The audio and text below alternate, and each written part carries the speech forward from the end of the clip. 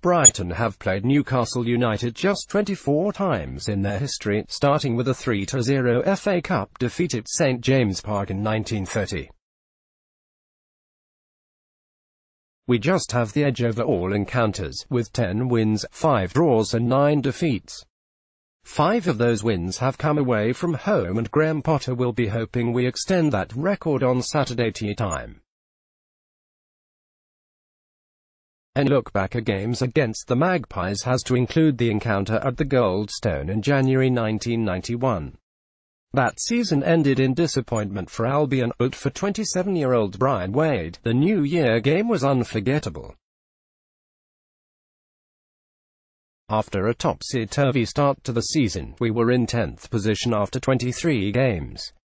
A 3-2 win at Wolves the previous week was cause for optimism, but manager Barry Lloyd used his programme notes to discuss another hot topic of the time. A recent FA Cup match between Manchester United and Queen's Park Rangers had been moved to a Monday night, to suit the requirements of the satellite broadcasting company British Sky Broadcasting. Lloyd say that, whilst inconvenient, we must be in the business of selling our sport to the general public.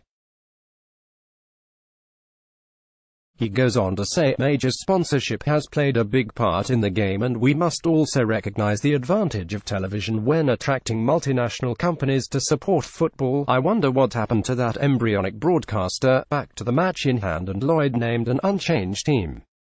Perry Digweed was between the sticks, behind the back four of John Crumblin, football genius, Steve Gatting, Gary Chivers and Paul McCarthy. The midfield was Dean Wilkins, Clive Walker and Mark Barham, with Robert Codner, Mike Small and Brian Wade up front. Wade was making his full home debut. After being released by Swansea City, he was playing for Haverfordwest before Barry Lloyd offered him a trial in September 1990. He scored a hat-trick for the reserves in a 5-0 defeat of Southampton and was offered a contract. He signed, only to suffer a hamstring injury which kept him out for a number of weeks. After scoring in the win at Molineux the previous week, Lloyd kept him in the side for the visit of the Magpies to the Goldstone. The small crowd of 7,684 on a Wednesday night saw something not done since the heyday of Peter Ward, as Brian Wade scored all 4 goals in the 4-2 win. There was little sign of what was to come, as just 1 goal separated the sides at the interval. Wade pounced just before the break, controlling the ball smartly, beating a defender and slotting the ball past John Burridge in the Newcastle goal. In the second half, Newcastle scored twice before Wade scored again, rounding Burridge to finish with style. Then came the best of the night. A cross from the right-hand side was flicked on by Wade at the near post, his header looping over the keeper and into the net, in front of the north stand. Newcastle threw everything at the Albion defence in search of an equaliser, but with just over a minute to go, Robert Codner broke through and could have gone on to score himself.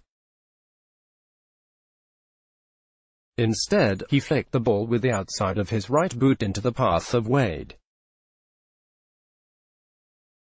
He slid in and thumped the ball home, sparking wild scenes of celebration in the north stand. Wade never really hit those heights again, and was released at the end of May 1992, following our relegation to the 3rd Division. Despite just 22 appearances, he will always be remembered for that January night of magic. Let's block ads. Why?